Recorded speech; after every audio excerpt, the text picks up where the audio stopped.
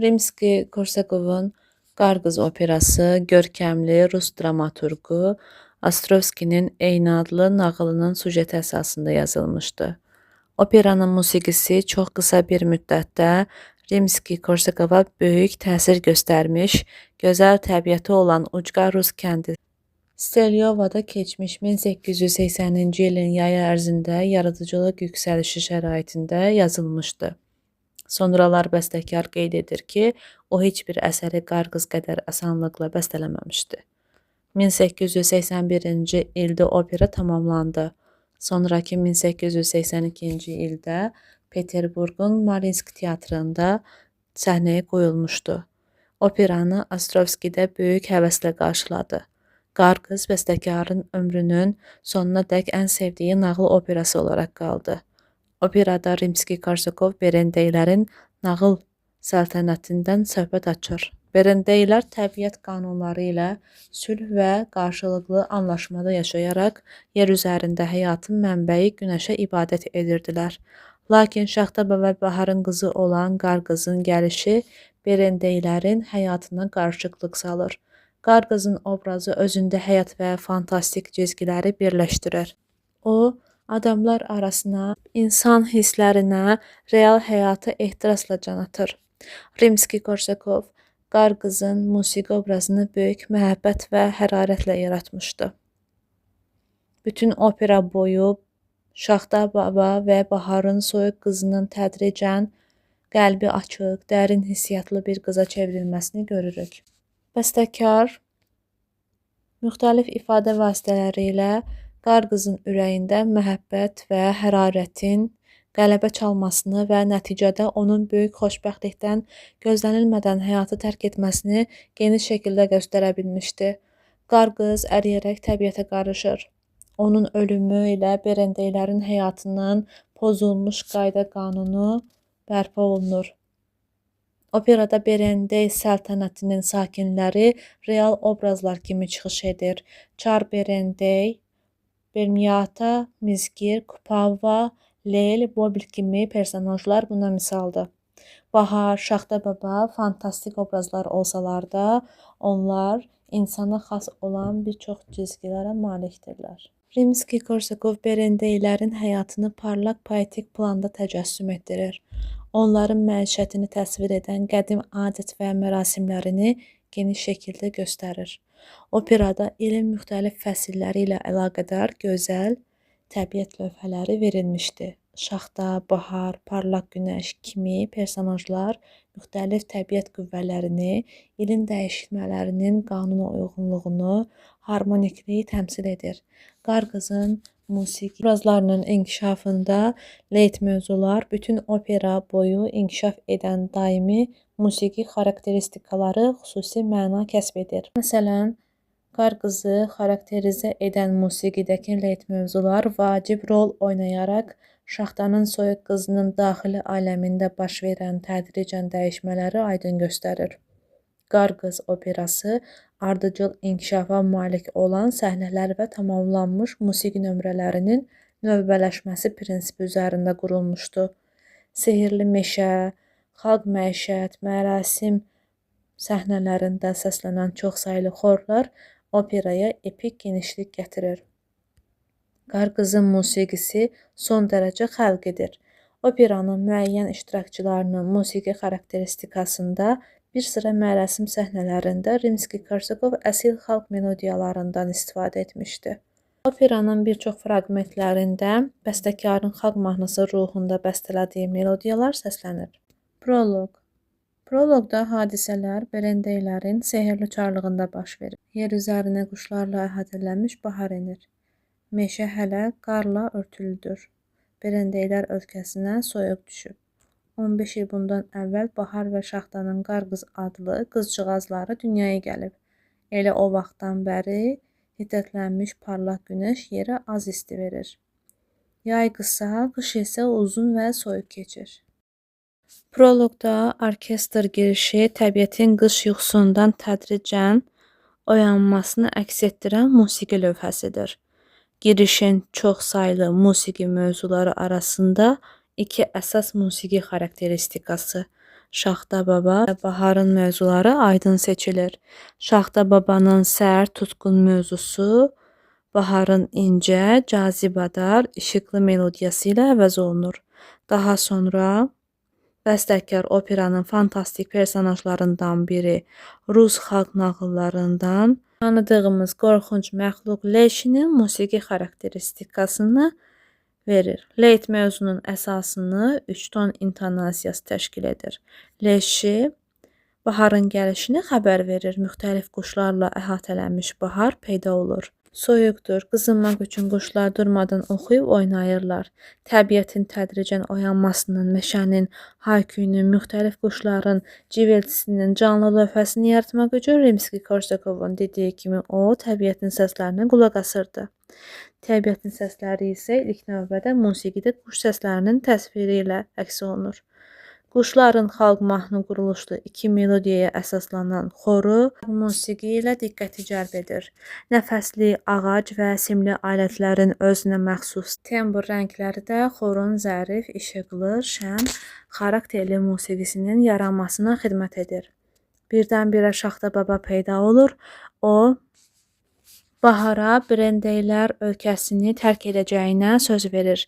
Bəs qar qızı kim qoruyacaq? Şaxta Baba və Bahar qızlarını azadlığa Berendeylərin yanına buraxmaq qərarına gəlirlər. Qar qız meşəyə qaçır. Şaxta Baba və Baharın qızı artıq 15 ildir ki, ucqar meşədə yaşayır. Atası tərəfindən onun düşməni parlaq günəşin şüalarından qorunur. Meşədə yaşamaq qar qızı cana doydurub. Onun meyli insanlara, onların gözəl mahnılarına idi. Burax ata, deyə Şaxtadan xahiş edir. Qar qızın ariyası yüngül, zərif melodiyalar üzərində qurulmuş, üç hissəli formada yazılmışdı. Birinci hissənin musiqisində instrumental tipli cəhd, zərif melodiya, şıltaq, qızcığaz, qar qızı təsvir edir. Ariyanın əsas melodiyası orkestrda fleyta alətinin soyuq tembrində səslənir. Bu orkestr boyasını bəstəkar təsadüfən işlətmir. O, qarlar və qış donu arasında böyümüş təbiətin gözəl, lakin soyuq övladı qar qızını əks etdirir. Ariyanın orta hissəsində gözəl mahnıvari melodiya səslənir. Bu, qar qızın əvvəl eşitdiyi Lelin gözəl mahnılarını xatırlaması üçün yazılıb. Ariyanın reprizində yenidən ilkin zərif melodiya səslənir. Ariyadan sonra gələn lirik səmimi ariyetta, qar qızın musiqi obrazında yeni cizgilər aşkar edir. Ariyetta vokal, partiya və orkestrda eyni vaxtda səslənən iki qəmli melodiya əsasında qurulmuşdu. Burada musiqi qar qızın artan həyəcanını, Lelin gözəl mahnılarının təəssüratı altında onda oyanan yeni hisslərə təcəssüm etdirir. Həm ariya, həm də ariyettanın melodiyaları qar qızın leyt mövzular qrupunu təşkil edir. Onlar qar qızın musiqi xarakteristikasının əsasını yaradır. Sonradan operada baş verən hadisələr asılı olaraq leyt mövzular tədricən dəyişir və əsərin ayrı-ayrı pərdələrində müxtəlif səpkidə səslənir. Beləliklə, bəstəkar proloqda qar qızın musiqi obrazını, onun ilk geniş xarakteristikasını böyük məhəbbətlə yaradır.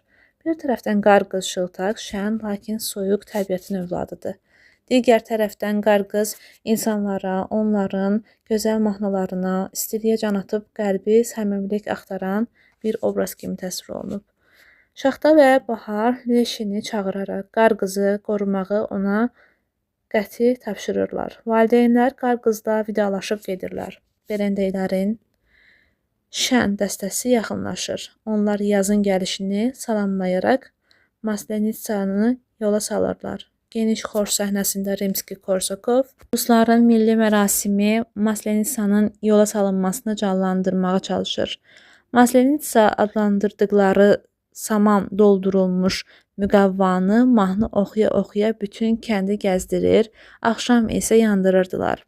Bununla adamlar ümid edirdilər ki, yazın gəlişi tezləşir.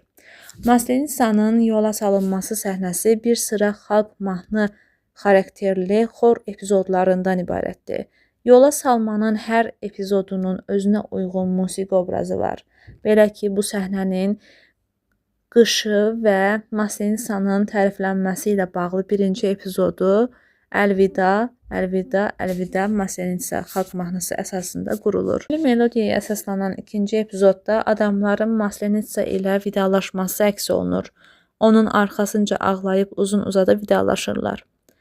Üçüncü epizodda Maslenitsanı həyətdən qovub Baharı səsləyirlər. Burada iki musiqili obraz cəld, yanıltmac və şən Baharı səsləyən mahnı qarşı-qarşıya qoyulur. Nəhayət səhnənin finalı Maslenitsanın saman müqəvvasının bir ildən sonra yenidən qayıdacağını bildirdiyinə təntənəli reçitativi ilə tamamlanır. Maslenitsanın müqəvvasını tonqalda yandırmaq üçün aparırlar. Birdən berendeylər kollar arasından qarqızı görürlər. Qarqız insanlar arasında yaşamaq arzusunda olduğunu bildirir. Bobil və Boblixa onu öz evlərinə gətirmək qərarına gəlirlər.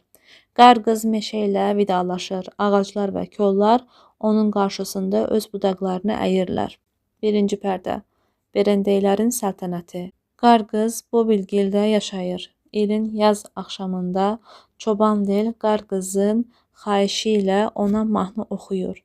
Qızların şən çağırışlarını eşidən Lil Qarqızın ona bağışladığı çiçəyi ataraq qaçır. Qarqız pərt olur. Ona rəfiqəsi Kupava yaxınlaşır. O, Qarqıza öz xoşbəxtliyindən, gənc, varlı, tacir Mizgirin ona məhəbbət bəsləməsindən söhbət açır. Bu an qiymətli hədiyyələrlə Mizgir gəlir. Qədim adət üzrə o nişanlısını rəfiqələrindən satın almalıdır. Lakin gözəl Qarqızı görən kimi Mizgir ona vurulur. Kupavadan imtina edir. Aldadılmış Kupava ümidsizliyə qapılır. Mizgirin xəyanətindən hiddətlənmiş xalq Kupavaya Çar Berendeydən kömək istəməyi məsləhət görür. İkinci pərdə. Çar Berendeyin sarayı. Onun qəlbi təlaşlıdır. O günəşin Berendeylər ölkəsinə qəzəbi tutduğuna görə öz həyat verici şüalarını bura az göndərir. Çar Berendey qərarı alır ki, ləngimədən bütün gəlin və bəyləri Yarilo günündə evləndirsin. Bu an Kupava pərt halda gələrək Berendeyə öz bədbəxtçiliyi haqqında danışır. Get-gedə Berendeylər saraya toplaşır. Qarqız da saraya özünü çatdırır. Tezliklə Çar Berendey də gəlir. Burada Berendeyin musiqi xarakteristikası, onun təntənəli yürüyüşü səslənir. Bu marşdır. Onun əsas mövzusu ayrı-ayrı parlaq motivlərdən və forte səslənməsinin təzadlı növbələşməsindən, nəfəsli və simli alətlərin tembr qarşı durmasından ibarətdir. Marşın ikinci mövzusu öz xarakterinə görə Rus xalq melodiyalarını xatırladaraq Berendeyin yumşaq qəlbini əks etdirir.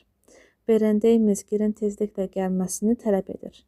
Andını pozaraq Kupavanı atdığına görə Çar bütün xalqla birlikdə onu əbədi sürgünə məhkum edir. Mizgir özünü təmizə çıxarmağa çalışmır və Çar Berendeydən xahiş edir ki, Qarqıza bir baxsın. Çar onun qeyri-adi gözəlliyinə heyran qalır.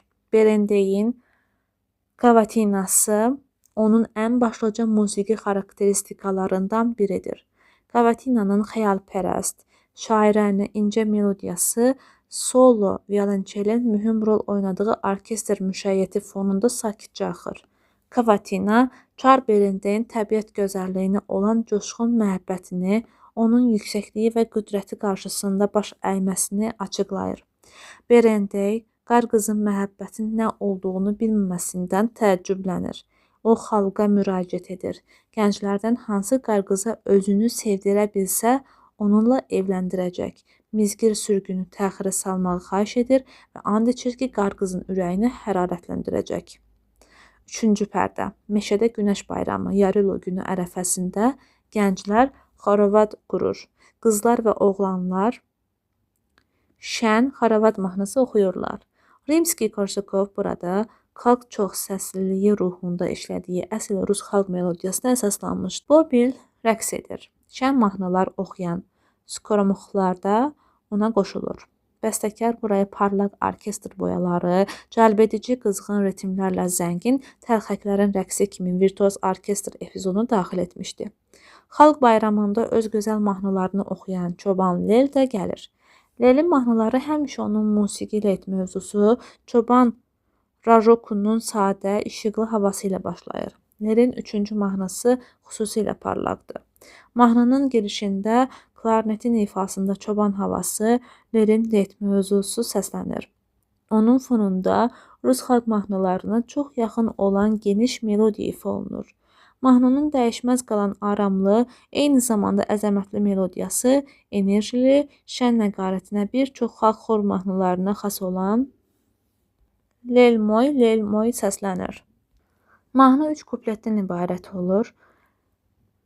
Hər kuplet rəqsvari instrumental hava ilə bitir. Maraqlıdır ki, Rimski-Korsakov birinci kupletin əvvəlində orijinal orkestr ustası kimi şimşək çaxması effektini litavraların tremolası vasitəsilə yaradır. Mahnılarına görə Berendey Lele birinci olaraq ürəyincə gözəl qız seçmək hüququ verir. Lel Kupovanı seçir. Leldən ürəyi inciyən qar qız göz yaşı içində meşəyə qaçır. O, öz soyuqluğu və Lelin ona layiqliyindən əzab çəkir. Qəfildən qar qızın qarşısında Mizgir peyda olur. O, qar qıza bəslədiyi dərin məhəbbətindən danışır və onu sevməsi üçün yalvarır. Mizgirin ilıq mavi dənizdə lirik ariozası ilhamla səslənir. Mizgir çalışır ki, qar qızı olduğu uzaq ölkələr haqqında maraqlı, heyrət edici söhbətlərinə cəlb etsin. Lakin qar qız Mizgirin ehtiraslı və ona anlaşılmaz olan hisslərinə cavab verə bilmir. Mizgirin ariozasının gözəl melodiyası zərif və axıcıdır. Leşi qar qızın köməyinə gələrək Mizgiri meşənin dərinliklərinə çəkir. Düzənliyə Lel və Kupava gəlirlər. Onlar xoşbəxtdirlər. Qısqanclıqdan əzab çəkən qar qız anası Bahardan ürək hərarəti istəmək qərarına gəlir. 4-cü pərdə. Sübh tezdən Yarilo düzənliyi qızının ona məhəbbət hissi bəxş edilməsini xahiş edir. Bahar qar qızın başına sehirli çələng taxır. Qar qız sanki yenidən doğulur. Bahar qar qıza Yarilo günəşdən hər cür qorumağı tapşırır.